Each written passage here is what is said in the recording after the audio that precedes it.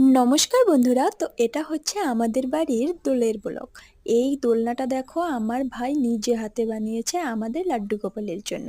তো এখানে আমি সবার প্রথমে চলে গিয়েছিলাম এই টিউশন রুমটাকে একটু ক্লিন করতে, কারণ আজ থেকে আমি এই রুমেই পড়াবো।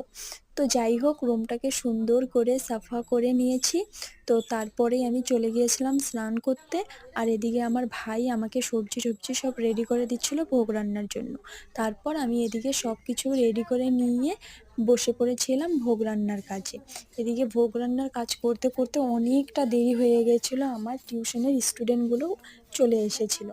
তো ওদেরকে একটু বসতে বলে এখানে আসলাম মাকে একটু সাহায্য করতে। মা এদিকে পুজোর সব জোগাড় যন্ত্র করছিল, লাড্ডু গোপালকে সাজাচ্ছিল। আর দিকে আমি টিউশন পড়াতে চলে গিয়েছিলাম। তো টিউশন পড়ানোর পর আমি বহুত টায়ার্ড হয়ে গিয়েছিলাম। তো তারপরে আসলাম পুজোতে।